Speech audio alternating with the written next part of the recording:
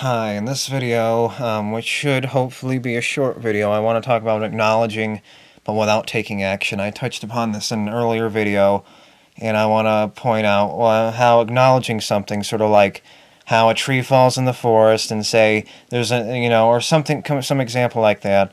And sort of like just because you don't acknowledge it doesn't mean it didn't happen. Just because you weren't there doesn't mean it didn't happen. Just because you didn't hear the screams, just because you didn't see it fall, just because you didn't hear the noise, just because you didn't feel it, the vibrations on your feet when the tree fell or whatever. If it fell on someone, if someone experienced some kind of pain, it still happened. The pain still existed. The person experiencing the pain doesn't need you watching them or experiencing the understanding of the pain.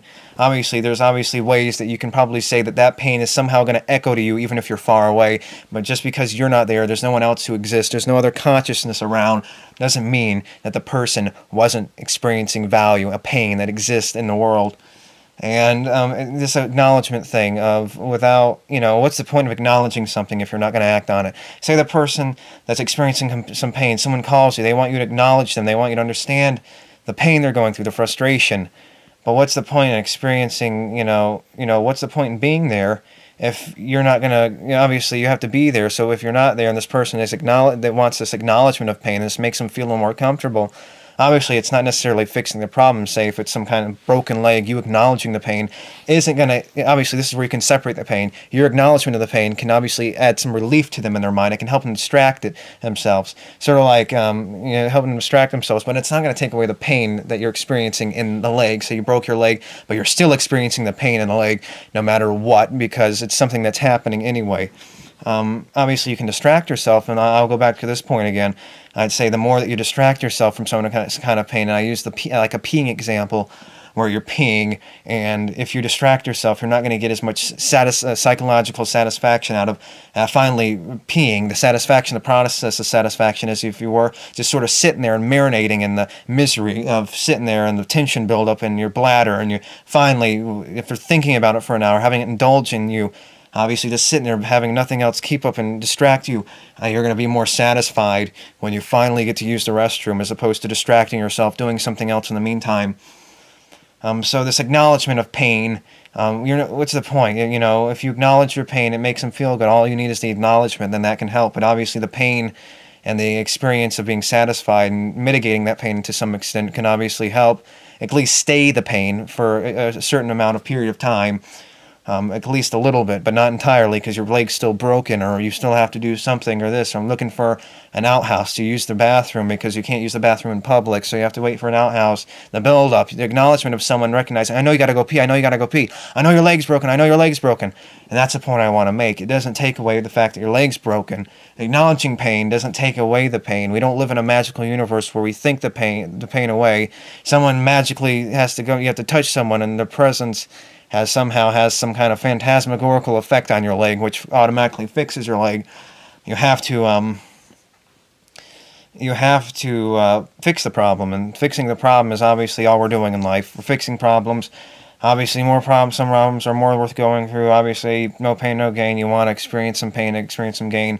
But you obviously have to go through certain kinds of pain, and sometimes it just ends in pain, blah, blah, blah, blah, blah, things like that. But the pain in and of itself, the broken leg, is still there. It's still something you're experiencing, and acknowledging that pain, someone else's acknowledgement, sort of like the tree falling in the forest, analogy, and someone acknowledging your leg breaking doesn't need, acknowledgement's not going to do anything. It's a matter of mitigating the pain, taking the pain away. And obviously it goes back to that prime example of the tree falling in the forest, or someone experiencing pain. And you witnessing it you don't need that. Acknowledgement doesn't do anything. If you're there to fix the pain, that's the only difference it makes. And that's all you can do. So that's the only thing you can do, is mitigate against the pain.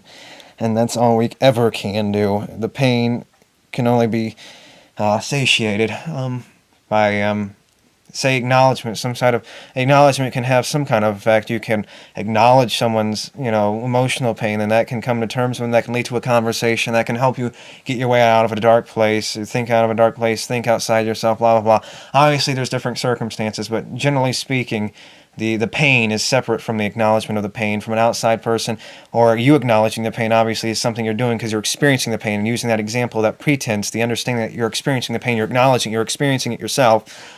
We're not talking about the person, we're talking about outside acknowledgement, and it's looking at it from a different point of view, say from the understanding that someone's looking at, viewing, the tree falling in the forest, or someone needs to be there for you, your pain to mean something. So your pain means something no matter what, and the acknowledgement doesn't fix the problem unless all the person was looking for or necessarily expecting was acknowledgement to fix their problem to begin with. So the acknowledgement is going to fix their problem only if the problem requires acknowledgement to fix it. Otherwise, the pain is completely separate from the acknowledgement of the pain that they're experiencing.